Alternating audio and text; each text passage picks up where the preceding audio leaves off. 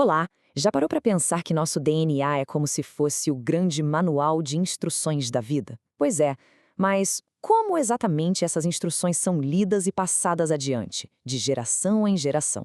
Bom, é exatamente isso que a gente vai fazer hoje. Vamos decodificar juntos os diferentes padrões da herança genética. Então, nosso caminho hoje vai ser o seguinte: a gente começa com o básico, o código da herança, depois mergulha na herança monogênica. Na sequência, vamos ver como os genes e o ambiente interagem, damos uma olhada no mapa cromossômico e, no final, a gente junta tudo isso para ter uma visão geral. Bom, tudo começa aqui com a ideia de que a genética é o nosso projeto, sabe? O nosso blueprint, que a gente herda dos nossos pais. É esse projeto que vai definir desde a cor dos nossos olhos até a predisposição para certas condições de saúde. A grande questão é, e quando aparecem umas variações nesse projeto? Essa é a pergunta de US$ 1 milhão, né? Como é que funciona essa transmissão de instruções? É um processo simplesmente fascinante, mas que às vezes tem umas variações que podem trazer grandes consequências. Vamos entender direitinho os mecanismos por trás disso tudo. Ok, vamos começar pelo jeito mais, digamos, direto de herança. A monogênica. Aqui a coisa é mais simples. Um único gene é o protagonista da história, o grande responsável por uma característica ou até por uma condição específica. É o ponto de partida perfeito para a gente começar a entender a genética. E aqui está um ponto crucial: entender a diferença entre dominante e recessivo. Pensa assim, como se fosse uma votação. Um alelo dominante ele só precisa de um voto para ganhar. Só uma cópia do gene alterado e, pronto, a característica aparece.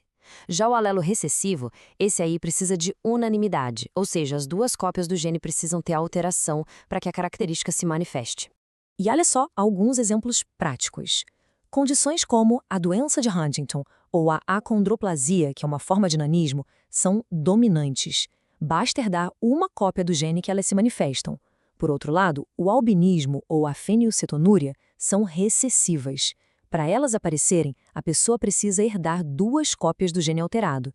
Saber disso é fundamental, por exemplo, no aconselhamento genético para as famílias. Certo, mas a história fica um pouquinho diferente quando o gene que a gente está falando fica nos cromossomos que definem o sexo, o X e o Y. Aí, a gente entra no que chamamos de herança ligada ao X. Vamos ver como a coisa se desenrola. O interessante aqui é a matemática da coisa. Os homens são XY, então eles só têm um cromossomo X.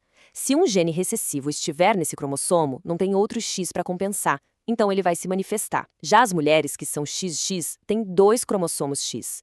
Elas podem ter um alelo recessivo em um deles e mesmo assim não manifestar a característica, porque o outro X, o saudável, acaba dominando. Elas se tornam, então, portadoras. E os exemplos aqui são bem conhecidos, né? A hemofilia, que afeta a coagulação do sangue, o daltonismo, que mexe com a percepção de cores, e também temos condições mais sérias, como a distrofia muscular de Duchenne e a síndrome do X frágil, que afetam músculos e o desenvolvimento intelectual. Tudo isso ligado a genes no cromossomo X. Agora a coisa começa a ficar mais complexa. A verdade é que a maioria das nossas características e também muitas doenças não são resultado de um único gene. Elas são o que a gente chama de multifatoriais. Pensa numa receita de bolo bem complexa, com vários ingredientes e um modo de preparo bem específico. Essa analogia da receita é perfeita. Os genes são os ingredientes. Um pouco de farinha, um pouco de açúcar, ovos, cada um contribui com uma parte. Já o ambiente é o modo de preparo, a temperatura do forno, quanto tempo você bate a massa, entende? Tanto os ingredientes quanto o modo de preparo são essenciais para o resultado final do bolo. Condições como o lábio leporino, a espinha bífida e a anencefalia são exemplos clássicos disso. Aqui não tem um único gene culpado.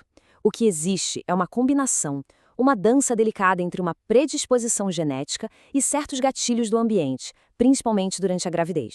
E o mais incrível é que, às vezes, a gente consegue intervir nesse modo de preparo.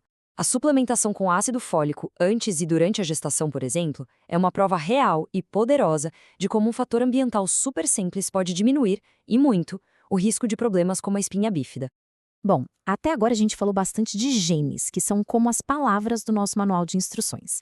Agora vamos dar um zoom out, vamos aumentar a escala. A gente vai falar dos cromossomos, que seriam como se fossem as páginas ou até capítulos inteiros desse nosso manual. Essa analogia deixa bem clara a diferença de proporção, né? Uma mutação num gene é tipo um erro de digitação. Agora, uma anomalia cromossômica, aí é como se uma página inteira do manual estivesse faltando, ou duplicada, ou até colada no lugar errado. E, basicamente, existem dois tipos de erros grandes que podem acontecer. As alterações numéricas, que é quando a contagem total de cromossomos está errada, tem um a mais ou um a menos, e as alterações estruturais, onde o número de cromossomos até está certo, mas a estrutura de um deles está quebrada, invertida, enfim, alterada. Aqui a gente vê alguns exemplos bem conhecidos. A síndrome de Down, por exemplo, é causada por uma cópia extra do cromossomo 21. Já as síndromes de Turner e Klinefelter têm a ver com os cromossomos sexuais.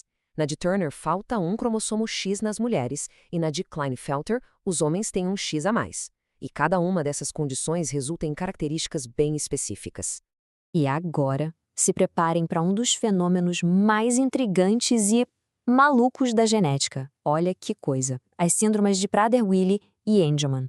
Elas são causadas pela mesma falha, uma perda de um pedacinho do cromossomo 15. A diferença inacreditável está na origem. Se o cromossomo com a falha veio do pai, a criança tem Prader-Willi. Se essa mesma falha veio no cromossomo da mãe, o resultado é a síndrome de Angelman. Isso mostra que não importa só o gene, mas também se ele veio do pai ou da mãe.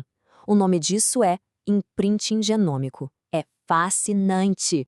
Pronto, chegamos na nossa reta final. Depois de passear por todos esses caminhos diferentes da herança genética, chegou a hora de organizar as ideias, juntar as peças e ter certeza de que a gente entendeu como o nosso código genético realmente funciona. Esse slide aqui é um ótimo resumo para a gente fechar. Ele organiza os 4 padrões principais que a gente conversou. O autossômico, que depende da dominância, o ligado ao X, que depende do sexo, o multifatorial, que é aquela receita complexa de genes com ambiente, e o cromossômico, que são os erros em grande escala. Com isso aqui, a gente tem a base para entender a genética humana. E para a gente terminar, fica essa reflexão no ar. Conhecer esses padrões todos não é só um exercício acadêmico, né?